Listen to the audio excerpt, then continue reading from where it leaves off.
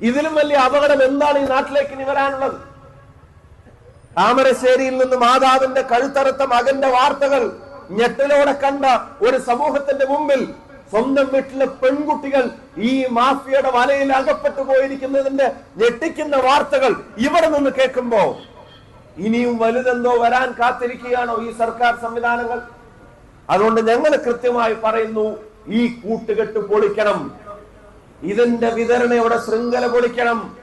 ഇത് ഏറ്റെടുത്ത് ഇവിടെ താഴെ തട്ടിലേക്ക് വ്യാപിപ്പിക്കുന്ന കൂട്ടുകെട്ട് പൊളിക്കണം. അതിന് പിന്തുണ കൊടുക്കുന്ന ആരെങ്കിലും ഇവിടുത്തെ സംവിധാനങ്ങളിൽ ഉണ്ടെങ്കിൽ അവരെ പിരിച്ചുവിടുന്നത് ഉൾപ്പെടെയുള്ള അതിശക്തമായ സന്ദേശവും നടപടികളും എടുക്കാൻ ഇവിടുത്തെ അന്വേഷണ സംവിധാനങ്ങൾ, ഇവിടുത്തെ ഗവൺമെന്റ് തയ്യാറാവണം. അതിന് കഴിയാവുന്ന ഒരു അന്വേഷണ ടീമിനെ ഏൽപ്പിക്കണം. ഞാൻ പറയുന്നു, ഇവിടുത്തെ വനിതാ IPS ഓഫീസർമാരെ ഉൾപ്പെടെയുള്ള ആളുകളെ ഇതിന്റെ പിന്നിലെ നമ്മുടെ പെൺകുട്ടികൾക്കെതിരായിട്ട് നടന്നിരുന്ന ചൂഷണത്തിന്റെ അതിന്റെ മുഴുവൻ വ്യാപ്തിയിലേക്കും എത്തുന്ന തരത്തിൽ അന്വേഷണങ്ങളെ പുറത്തു കൊണ്ടുവരാൻ തയ്യാറാവണം. കുട്ടികളെ രാവിലെ സ്കൂളിലേക്ക് അയക്കുന്ന രക്ഷിതാവ് എന്ത് ധൈര്യത്തിലാ വീട്ടിലിരിക്കേണ്ടത്? എന്ത് ധൈര്യത്തിലാ അവർ ജോലിക്ക് പോകേണ്ടത്? ഇതിന്റെ ഗൗരവം ഇവിടുത്തെ സംവിധാനങ്ങൾക്ക് മനസ്സിലാവുന്നുണ്ടോ? ഞാൻ ഗൗരവത്തോടെ പറയുന്നു, പെൺകുട്ടികളെ ഇതിനകത്ത് ദുരുപയോഗം ചെയ്തിട്ടുണ്ട് എന്നുള്ള വസ്തുത അത് മതിയായ ഗൗരവത്തോടെ ഈ അന്വേഷണ സംവിധാനങ്ങൾ ഏറ്റെടുത്തു എന്നൊരു അഭിപ്രായമില്ല. പിന്നെ പോലീസിനെ സംബന്ധിച്ച് നടത്തിയ വെളിപ്പെടുത്തൽ അത് ലോക്കൽ പോലീസ് തന്നെ അന്വേഷിച്ചാൽ മതിയോ? പോലീസിനെ സംബന്ധിച്ച് പറയുന്ന കാര്യങ്ങൾ ലോക്കൽ പോലീസിനെ അന്വേഷിച്ചാൽ മതിയോ? അങ്ങനെ അന്വേഷിച്ച ആരെങ്കിലും ഇതിന്റെ ഭാഗമായിട്ടാണെങ്കിൽ നിങ്ങൾ തുറന്നു പറയോ? നിങ്ങൾ അത് ജനങ്ങളുടെ മുമ്പിൽ പറയോ? നിങ്ങൾ അതിന് നടപടികളിലേക്ക് പോവോ? ഇത് ഇത്രയൊക്കെ വളരണമെങ്കിൽ എവിടെയെങ്കിലും ഒരു വീഴ്ചയില്ലാതെ ഇത്ര വ്യാപിക്കുമെന്ന് നമുക്ക് കരുതാൻ പറ്റൂ? ഈ വിതരണത്തിന്റെ ശൃംഖലയുടെ അവരൊന്ന് തൊടാൻ പോലും കഴിഞ്ഞിട്ടില്ല എന്നുള്ളതല്ല ഇതിന്റെ അർത്ഥം.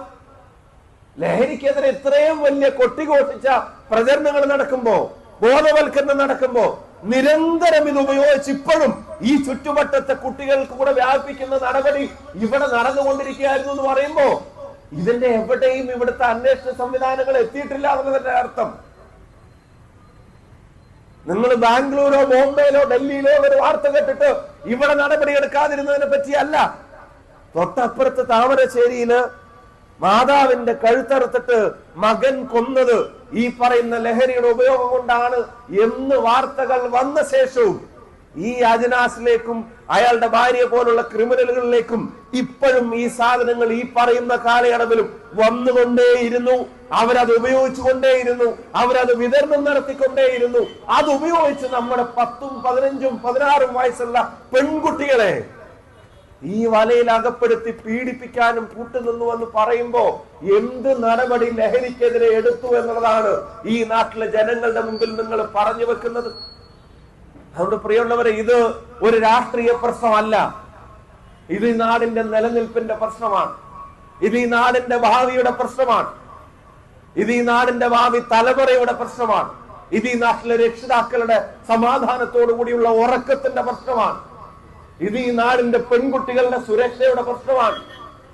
അവരെ ഇതിനെ അടിമയാക്കുന്ന ഒരു സംവിധാനം കുറ്റ്യാടിയുടെ മണ്ണിൽ ഇത്രയും വ്യാപിച്ചിരുന്നു എന്നുള്ളത് ഒരു ഞെട്ടലോടെ മനസ്സിലാക്കുന്ന ജനതയ്ക്ക് അവർക്ക് ആത്മവിശ്വാസം നൽകുന്ന ഒരു അന്വേഷണത്തെ പ്രഖ്യാപിക്കാൻ ഇനി സർക്കാർ മടിക്കരുതെന്ന് ആവർത്തിച്ച് കുറ്റ്യാടിക്ക് വേണ്ടി ഇവിടുത്തെ സംവിധാനങ്ങളോട് നമ്മൾ ആവശ്യപ്പെടുന്നു.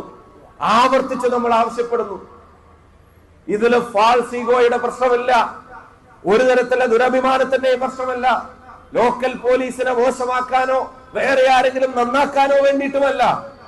ഞാൻ ആവർത്തിക്കുന്നു, നാടിന്റെ സമാധാനത്തിന് വേണ്ടിയിട്ടാണ്. ലോക്കൽ പോലീസിനെതിരെ കൂടെ ആക്ഷേപം ഉയർന്നിരിക്കുന്ന സാഹചര്യത്തിൽ ഈ നാടിന്റെ സമാധാനത്തിന് വേണ്ടിയിട്ടാണ് ഈ സമരം ഇവിടെ നടക്കുന്നത്. ഞാൻ ഒരു കാര്യം കൂടെ പറയുന്നു, ലഹരിക്കെതിരായിട്ടുള്ള കുറ്റ്യാടിയുടെ പോരാട്ടത്തിൽ ഐക്യജനാധിപത്യ മുന്നണിയുടെയും കോൺഗ്രസിന്റെയും ഇടപെടലിന്റെയും അവസാനമല്ല ഈ ഉപവാസം എന്നുകൂടെ പറഞ്ഞു വെക്കാൻ ഞങ്ങൾ ആഗ്രഹിക്കുകയാണ്.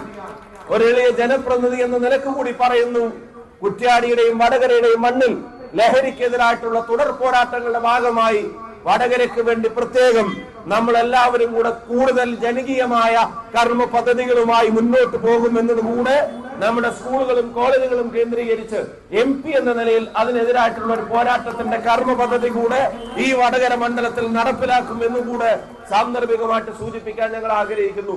അപ്പോഴും ബോധവൽക്കരണത്തിന്റെ പരിപാടികളുടെ ഭാഗമായി നമുക്ക് കൂടാം. പക്ഷെ നടപടികളിലേക്ക് എത്തുന്ന അന്വേഷണ സംവിധാനങ്ങൾ അതാരുടെ പക്കലാണുള്ളത്? അത് ഇവിടുത്തെ സർക്കാർ സംവിധാനങ്ങളുടെ പക്കലാണ്. അവരുണരാൻ തയ്യാറാവണം, അവരിറങ്ങാൻ തയ്യാറാവണം. ഒരു ജനത കൂടെ ഉണ്ട്. രാഷ്ട്രീയത്തിനും ജാതിമത ചിന്തകൾക്കും അതീതമായി ഒരു ജനത കൂടെ ഉണ്ട്. ഇതിനിങ്ങനെ മുന്നോട്ട് പോയാൽ പറ്റില്ല. ഇതിന് എന്നേക്കുമായി വിലങ്ങിടണം. ആ ആവശ്യത്തെ ഗൗരവത്തോടെ പരിഗണിക്കുമെന്ന് ഒരിക്കൽ കൂടി ഗവൺമെന്റിന്റെ മുമ്പിൽ ആവശ്യപ്പെട്ടുകൊണ്ട് അതിന് ഗവൺമെന്റ് മടിക്കാതെ ദുരഭിമാനം വെടിഞ്ഞ് നാടിനു വേണ്ടി അത്തരം ഒരു നടപടിയിലേക്ക് എത്തുമെന്ന പ്രതീക്ഷയോടെ, വിശ്വാസത്തോടെ ഞാൻ എന്റെ വാക്കുകൾ ഉപസംഹരിക്കുകയാണ്.